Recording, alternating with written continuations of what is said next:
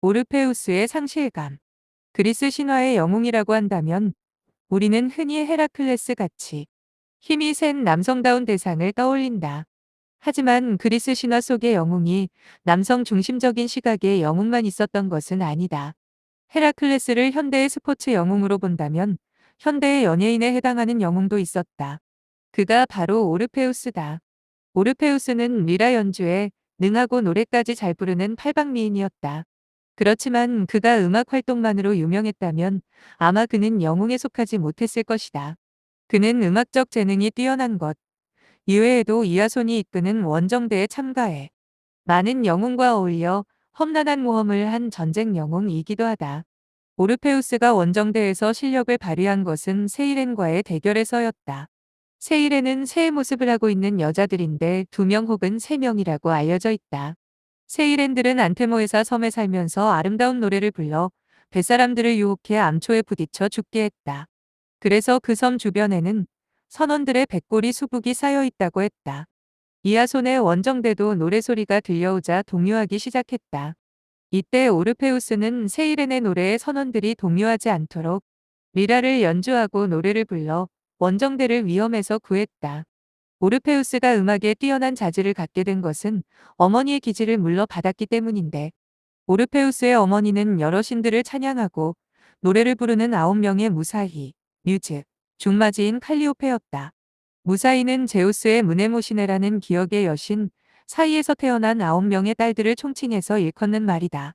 이들은 모든 예술을 관장하며 각 분야의 예술에 능통한 여인들이었다. 오르페우스의 아버지는 오이아그로라는 트라케의 왕이다.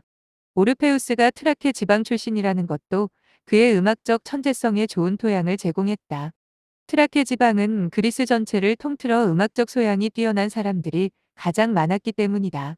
사람들은 오르페우스의 리라와 노래 솜씨가 신들을 제외하고는 경쟁자가 없다는 데 동의했다. 하지만 오르페우스의 불행은 그의 결혼에서 비롯되었다. 오르페우스가 사랑한 여인은 에우리디케였다. 결혼식에는 히메나이오스라는 결혼의 신도 참석했는데 히메나이오스에서 유래된 것이 히멘, 처녀막이다. 히메나이오스는 결혼 행렬을 선도하면서 활활 타오르는 횃불을 치켜드는데 오르페우스의 결혼식에서는 불이 꺼진 채 연기만 나고 말았다.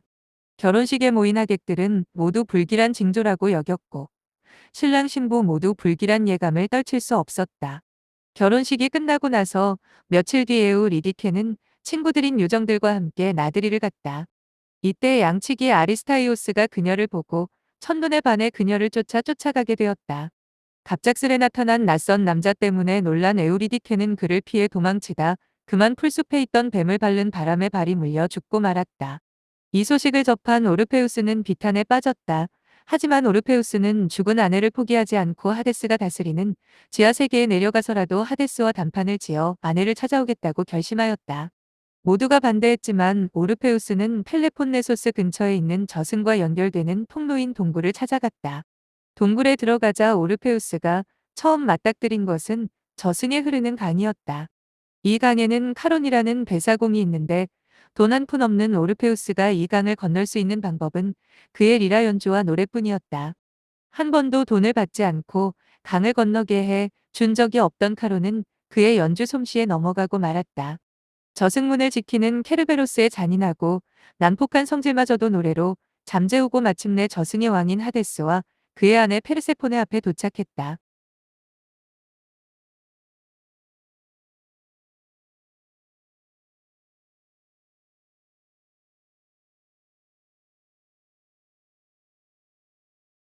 오르페우스의 집착이 만든 불행. 오르페우스는 하데스와 페르세포네 앞에서 연주와 노래를 시작했다. 노래의 내용은 다음과 같다. 5. 암흑과 침묵의 세계를 다스리는 저승의 신이시여. 여인에게서 태어난 모든 인간은 모두 당신께 와야만 하죠. 아름다운 모든 것, 역시 결국엔 당신에게 내려와야만 하고요. 우리는 모두 당신께 생명을 저당 잡힌 몸이죠. 아주 잠시 지상에서 머물고 나면 그 후로는 영원히 당신의 것이 되고 말죠. 하지만 저는 방금 당신께 온 한 여인을 찾아왔습니다. 그 여인은 꽃을 피우기도 전에 봉우리가 꺾였습니다. 저는 그 상실을 견디려 노력해서나 그럴 수 없었습니다. 사랑 역시 매우 강력한 신이기 때문이죠. 5. 저승의 왕이여. 당신도 늙은 이야기꾼이 해주는 이야기가 사실이라는 것을 알고 계시겠죠? 예전에 당신이 페르세포르네를 납치한 것을 꽃들이 지켜보았다는 것을. 그러니 어여쁜 에우리디케를 위해 운명의 배틀했어. 너무도 빨리 끊어져 버린 생명의 천을 다시 짜주세요. 보세요. 제가 청하는 것은 아주 미미한 것이랍니다. 에우리디케를 달라는 것이 아니라 제게 잠시 빌려달라는 것입니다. 그녀의 수명이 다하는 날 그녀는 다시 당신의 것이 될 테니 말입니다. 이 노래를 듣고서 페르세포네는 슬픔과 감동의 눈물을 흘리며 하데스에게 말했다. 여보, 저 오르페우스의 노래를 들으니 제가 영문도 모르고 당신에게 납치되었던 일이 생각나는군요. 그때 너무나 두렵고 슬펐답니다. 나를 기다리고 있을 어머니 생각에 가슴이 미어지는 것 같았어요. 물론 지금은 당신을 사랑하고 있고 생활에 만족하지만 말이에요. 하지만 오르페우스가 너무나 불쌍해요. 신부인 에우리디케도 너무 가여워요. 이들을 지상으로 내보내주세요. 부탁이에요. 냉정한 하데스도 오르페우스의 노래를 듣고 마음이 흔들리고 있던 차에 아내마저 강력히 부탁하자 못 이기는 척하면서 오르페우스의 청을 들어주었다. 음악의 힘이 심까지도 움직이게 한 것이다. 하데스는 말했다. 그래? 너의 아내에 대한 사랑이 갸륵하구나. 게다가 내가 목숨도 버릴 각오를 한 걸 보면 처음으로 불쌍한 한 여인을 지상으로 내보내 주마. 단, 조건이 있다. 내가 앞장서서 지상으로 걸어나가라. 하지만 이곳을 빠져나가기 전까지 에우리디케를 아무리 보고 싶어도 절대로 뒤돌아 봐서는 안 된다. 오르페우스는 아내를 다시 살릴 수 있다는 생각에 뛸 듯이 기뻤다. 그는 황급히 에우리디케 데리고 지하 세계를 빠져나가기 시작했다. 마침내 동굴의 입구에 거의 다다르자 암흑 같은 지하 세계에도 지상의 빛이 조금씩 스며들고 있었다. 이때 오르페우스는 갑자기 그녀를 보고 싶다는 충동을 억제하지 못하고 말았다. 그래서 뒤를 돌아보는 순간 에우리디케는 지하 세계로 빨려 들어가고 그가 손을 내밀어 보았지만 소용이 없었다. 오르페우스가 황급히 지하 세계까지 내려갔지만 그의 리라와 노래 솜씨도 이젠 소용이 없었다. 대사공 샤론은 그를 밀쳐내기만 할 뿐이었다. 두 번이나 아내의 죽음을 지켜봐야 했던 오르페우스는 더 이상 사람들을 만나려 하지 않았고 마치 실성한 사람처럼 자신의 리라를 꼭 쥔 채 황야를 떠돌아다녔다. 오르페우스가 트라케 지방을 떠돌아다니던 어느 날 그는 디오니소스 신을 모시는 마이나데스와 마주치게 되었다. 마이나데스는 오르페우스를 보자 반가워하며 그의 주변으로 몰려들었다. 그러나 오르페우스는 마이나데스를 쳐다보지도 않고 노한 음성으로 말했다. 너희는 술이나 먹고 춤이나 추러 다니는 마이나데스 아니냐? 너희가 무슨 인생의 슬픔과 고뇌를 알겠느냐? 괜히 위로하는 척 하지 말고 성 물러가거라. 아니 저희는 그냥 당신의 슬픔을 나누고 싶었을 뿐이에요. 하지만 이미 지나가 버린 일인데 그렇게 슬픔에 잠겨 있는다고 했어. 에우리디케가 돌아오는 것도 아니잖아요. 그렇게 죽은 자에 대한 생각을 간직하면 이것이 저승이지 어디가 저승이겠어요? 제발 인생의 즐거운 부분도 돌아보세요. 그러다 보면 당신의 슬픔도 조금씩 사라질 거예요. 하지만 이런 마이나데스의 위로는 도리어 오르페우스의 화만 돋굴 뿐이었다. 오르페우스가 몹시 분노하자 마이나테스는 더 이상 말을 붙일 여지가 없어 물러났다. 그리고 며칠 후 다시 이들은 마주치게 되었다. 마이나데스는 축제를 치르고 난 뒤여서 취기가 오른 데다 축제의 흥분도 가시지 않은 상태였어. 전보다 더 적극적으로 접근했다. 오르페우스님, 인생은 즐거운 일로 넘쳐난답니다. 제발 이제 죽은 자를 잊어버리시고 노래를 들려주세요. 오르페우스는 이들이 자신을 빈정된다고 생각했다. 이것들아, 방금 동물을 찢어 죽이고 그 피와 쌀을 먹은 더러운 입으로 어찌 내게 말을 거느냐. 디오니소스가 미쳤다고 하더니 너희는 더 하는구나. 자신들이 모시고 있는 디오니소스 신에 대한 모독의 마이나데스 중 한 명이 오르페우스를 향해 창을 던졌다. 마이나데스들은 짐승처럼 달려들어 피를 흘리고 있는 오르페우스의 사지를 찢어버리고 그의 머리를 강에 던져버렸다. 오르페우스의 머리는 레스보스 섬까지 떠내려갔고 무사이들이 그것을 발견했다. 무사이들은 그에 대한 예의와 경배의 표시로 레스보스 섬에 묻어주고 그의 나머지 시신도 수습해 주었다.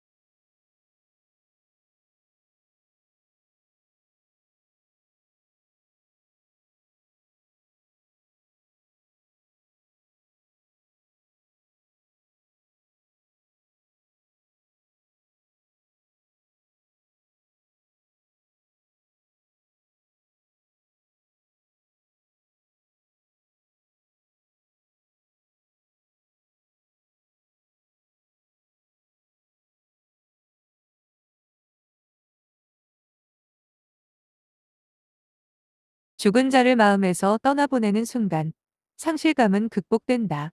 오르페우스가 지하 세계로 내려가는 대목에서 혹시 그가 에우리디케를 이승으로 데려오는데 성공하지 않을까 하는 기대를 해본다. 하지만 참지 못해 뒤돌아보는 바람에 에우리디케를 지하 세계로 다시 돌려보내야 하는 장면에서 실망하게 된다. 이 이야기 속에는 중요한 메시지가 담겨 있다. 사랑하는 사람을 잃으면 누구나 아무것도 할 수 없고 우울하고 그 사람의 목소리가 들리는 것 같기도 하다. 우리는 죽은 아내 또는 남편을 혹은 자식을 가슴속에 묻은 채 집에 틀어박혀 사람들과 만나지 않고 아무것도 하지 않으며 얼굴에는 어떤 표정도 남아있지 않는 사람들을 종종 보게 된다. 이런 심한 애도 반응을 겪는 사람들은 숨을 쉬고 심장은 뛰지만 죽은 사람과 같다고 할 수 있다. 그들은 오르페우스가 저승에 뛰어들어 죽은 자의 세계로 들어간 것처럼 이미 죽은 자와 같은 세계에 살고 있는 것이다. 그러므로 우리는 사랑하는 사람을 잃게 되면 절대로 뒤돌아보면 안 된다. 사자에게 붙잡히게 되면 살아남은 사람의 세월은 죽은 자를 중심으로 움직인다. 맛있는 음식으로 배를 채우고 편안히 잠을 자는 것이 어쩐지 미안하고 한편으로 이런 생각을 떨치고 일상생활로 복귀하려 하지만 그리움과 자책감은 계속해서 자신을 괴롭힌다. 이는 살아있는 사람이 자꾸 뒤를 돌아보기 때문이다. 살아있는 사람이 뒤를 돌아보면 볼수록 슬픔과 상실감은 반복되어 괴롭고 우울증에 시달릴 뿐이다. 하데스는 오르페우스가 인간이기 때문에 뒤돌아볼 것이라는 사실을 이미 알고 있었다. 그래서 그는 지하 세계를 빠져나가기 전까지는 절대 뒤돌아봐서는 안 된다고 말한 것이다.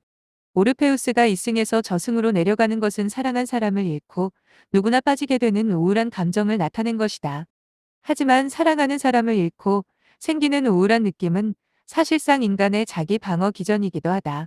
우울증은 살아남은 사람으로 하여금 빨리 사랑하는 사람을 포기하도록 한다. 우울감이 인간을 불편하게 함으로써 인간은 빨리 우울감에서 빠져나오려고 하고 그것은 죽은 자를 빨리 잊게 만드는 것이다. 그래서 빨리 일상으로 돌아오게 만드는 것은 사랑하는 사람이 죽은 후에 생기는 우울감인 것이다. 정상적인 애도 반응은 사랑하는 사람이 다시는 돌아올 수 없다는 것을 기정사실로 받아들이는 것에서부터 시작된다. 대신 그 사람이 내 마음속에 영원히 남아있을 거라는 사실로 그 슬픔을 대체한다. 하지만 오르페우스처럼 저승에 내려가 깊은 우울을 경험하고 또 지상으로 빠져나올 때 뒤를 돌아보면 다시 우울 상태로 빠져들고 만다. 마이나데스가 오르페우스를 처단한 상징적 의미. 마이나데스는 왜 오르페우스를 죽여야만 했을까?